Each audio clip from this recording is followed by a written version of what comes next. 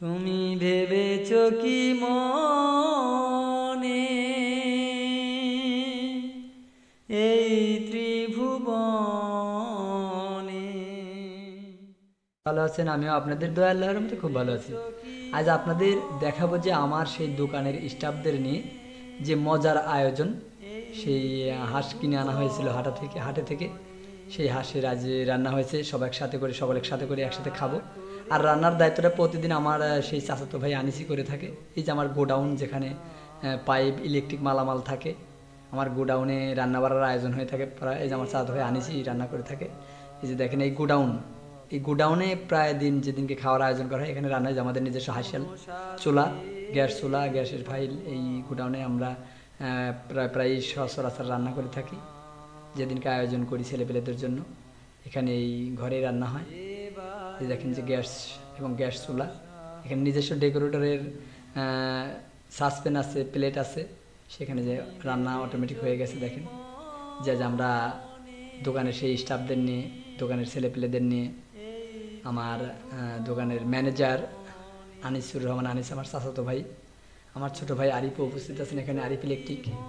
আমরা সকলে একমুঠ রান্নাবাড়া করে খাওয়ার আয়োজন করি সকলের সাথে করে। আসলে ছেলেপেলে অনেক কষ্ট করে, অনেক কষ্ট করে প্রায় 15-20 বছর হলে, যে আমার ছোটো ভাই আরিফ দেখতে পাচ্ছেন আমার ডান পাশে বসে আছে, প্রায় 15-20 বছর কষ্ট করে এই প্রতিষ্ঠানগুলোকে অনেক সামনের দিকে অগ্রসর করেছে, অনেকে এগিয়ে এনেছে। তাই আপনারা অবশ্যই আমার চ্যানেলটি কেন দেখবেন, যে এখান থেকে যে আসলে কী মজা দেখেন। এই যে আমার চাচাতো ভাই যে রান্না করেছে, সেই আবার এক হাতে নিজে বেড়ে খাওয়াচ্ছে, কী মজা দেখেন।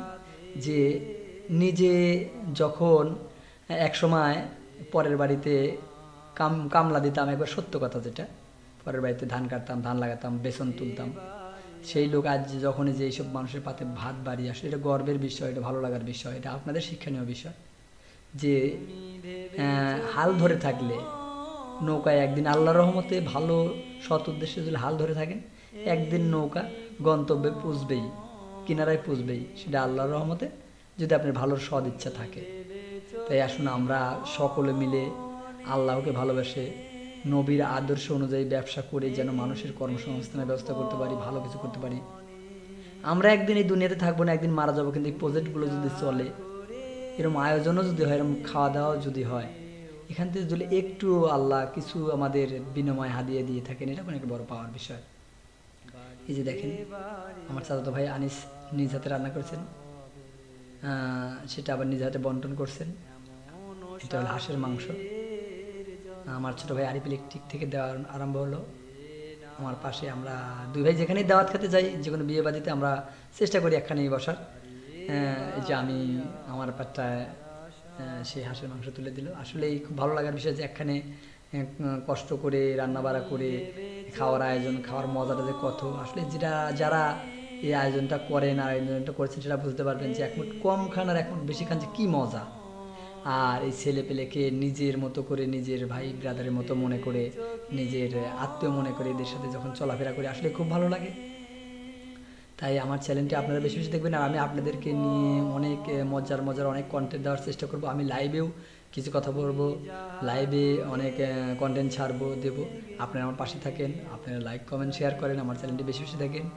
আমি আপনাদের দ্বারা অনুপ্রাণিত হলে, আপনাদের দ্বারা ভূষিত হলে, আপনাদের যদি কমেন্ট শেয়ার এবং আমার চ্যানেলটি যদি ভালোভাবে মানুষ দেখে, ভালো মনে করে, তাহলে আমি অনেক সুন্দর সুন্দর কন্টেন্ট তৈরি করব। দেখেন কত সুন্দর মজার আয়োজন মাঝে মধ্যে হয়ে থাকে।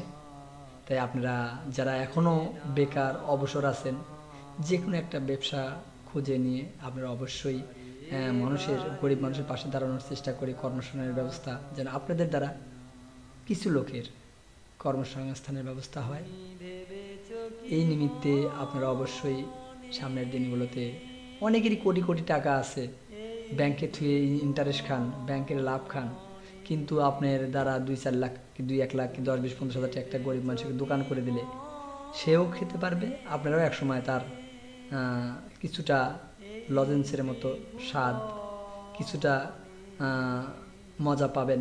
তখন দেখবেন যে আপনারও মজা, তাহাদেরও মজা। আর অবশ্যই আপনারা যে কোনো ব্যাপারে আমাদের এখানে এই চলন বিলে এই আত্রাই নদীর কেশ ধরে কোল ধরে আপনারা অবশ্যই ঘুরতে বেড়াতে আসবেন। আর আমাদের সেই ঘাসি বাবার চলন বিলের মাজারে বেরিয়ে যাবেন। আমাদের সাথে অবশ্যই আপনাদের আলাপ আলোচনা হবে, আপনাদের সাথে আড্ডা হবে, আপনাদের ঘোরাঘুরি হবে, আপনাদের সাথে মজা হবে। আজ এ পর্যন্তই, দেখা হবে আবার যে কোনো এপিসোডে। আল্লাহ হাফেজ। তুমি ভেবেছো কি